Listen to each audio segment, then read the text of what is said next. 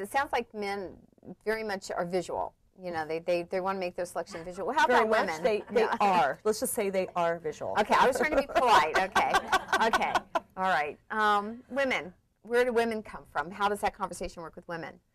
Women are not as visual. Women are a lot more in tune with what they want as far as meeting somebody who's emotionally ready, someone who's financially stable, someone that just is a good guy, has their act together, and is a, you know, just wants a future. They're so much more in tune with what's going on and what they're after. So it takes longer probably to work with a guy to get him, yeah. So you got to kind of work with a guy to get him through the maturation level to understand that there's something meaningful. Nothing gets in you guys out there who are watching this right now. But you know, that's what kind it of the way, well, you know something, we talk like men and women are exactly the same, or like, you know, equality. And I believe there is equality, but we have to recognize and acknowledge that men and women are genetically different. And it's a good thing they're different, and that's why we're different. And if we acknowledge those reasons and we work with each set and take advantage of what the skills are, you know, women bring some great insight, leadership, sensibility to a project or a job or a career, where men may become a little bit more lateral in that approach, but both have benefit. Right. And so I think if you're aware of that. So are you romantic? Oh, God, yes. I love romance. I love love. And my husband always rolls his eyes. Oh, God, Christy. You know? No, I absolutely love when I see a couple in love. It gives me chills, you know. And I love when I walk down the sides of the sidewalk and I see a couple, you know, gazing into each other's eyes and kissing. It warms my soul. And then with the people that we've matched that have come to us that were just so unhappy, so sad, so lonely, and then to be able to introduce them to somebody that they've connected with, and then their lives change, you know, and they're so, gosh, they're over the moon, and then to go to their weddings, and it's wonderful. It just brings it all home for what I'm doing, that I'm doing something that's right, and I'm making some incredible changes in people's lives. Do you ever have people walk in the door and you go, I know I'm not going to be able to help them, maybe it's a personality issue or something like that? Do you tell them, or? Yeah, I do tell them. I just had an interview with a woman down here 2 days ago that was all over the map about, you know, what she expects, what she wants. She's traveled the world. He has to be this, he has to be that. She was in her late 40s. She was, I think, 49 or close to 50. And I said, and it was just like this checklist of what he has to be, almost like she was going to hire somebody for her company or something. I said, well, do you want to find love, or do you want to find somebody that, I said, I hate to use this term, but like that's going to run your company. I said, because this just doesn't seem realistic. I said, I don't know if I can work with you. I said, how long has it been since you've had a relationship? Well, I haven't had a relationship in 15 years. And I thought, okay, well, this is going to be a tough nut to crack. And I just don't know if I have the energy with everybody else I'm working with to work on this. But I might refer her to somebody who is a coach. And I think maybe one-on-one time with this woman would really help her. And I think after maybe some of that, she can get to the level that maybe she can join with me. Because, I mean, I coach in a very informal way.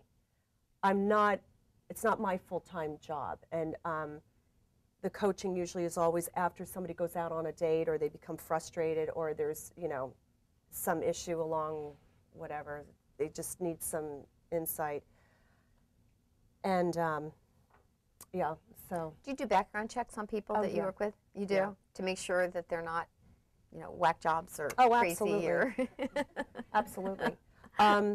I mean, the procedure with my service is that, you know, a person is interested. We then set up an in-person interview. We interviewed them for about 2 hours, find out all about their lifestyle, their interests, their energy level, all that good stuff, and then figure out their criteria and try to tailor that search around what they are looking for. Then we start the process. It's a full year of introductions, and we guarantee at least a minimum of about 10 to 12 introductions.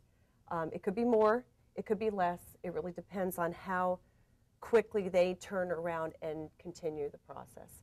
I also offer a client to freeze their membership, so they can freeze it up to a year, and they can freeze it as many times as they like so that they can slow it down to the pace. And, you know, if they meet somebody and they want to explore that relationship, I mean, freeze your membership and then come back in a few months and we'll see where we're at that point, and then we continue. But yeah, that's how it works. And so, What's your fastest love match? oh, the best was I had this one woman just joined, this fella just joined. It was both their first match. They met each other, and they never met anybody else, and they got married. Now they have 2 kids. Really? That was easy. If everybody does it that way.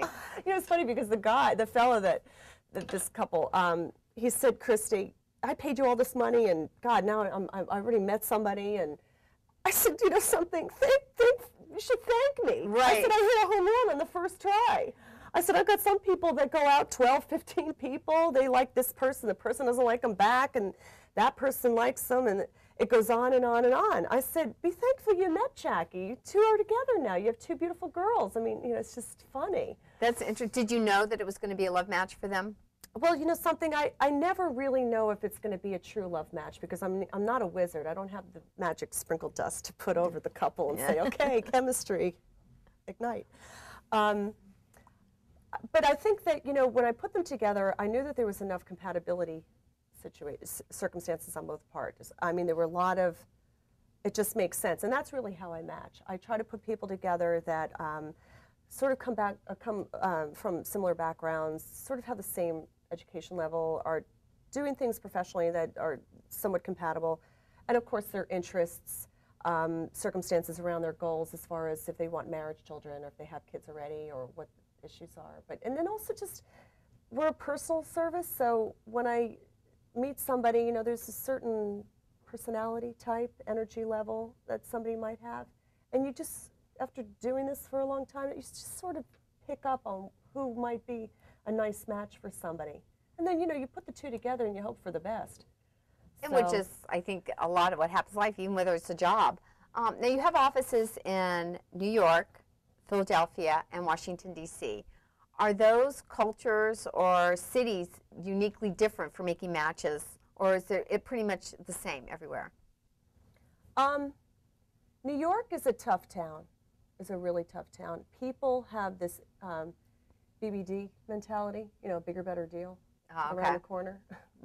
And it's just like, didn't like her next, didn't like him next. You know, it's just like, rather than just slow down and focus on the person in front of you and see if anything can come out of that.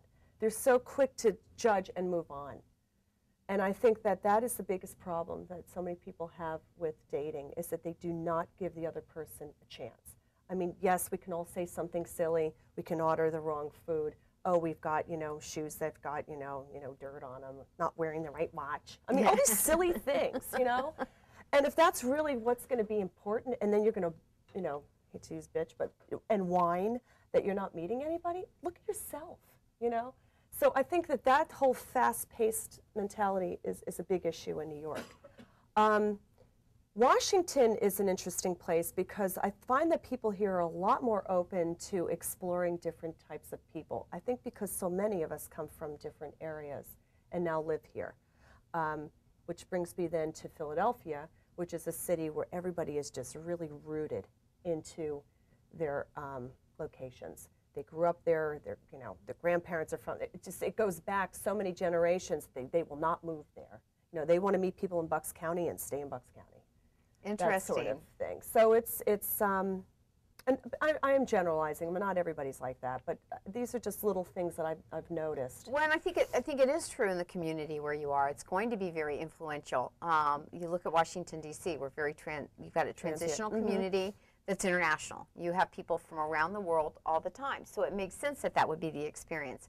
And you do think about New York City, it's the deal town. It's where deals are happening, and they move so quickly. You know, it's like, okay, next, you know. And then Philadelphia, which I'm not from, but I would think that looking at that would be very much make a lot of sense. So you have to come in with a different mindset with each client that you're working for, depending where they're from.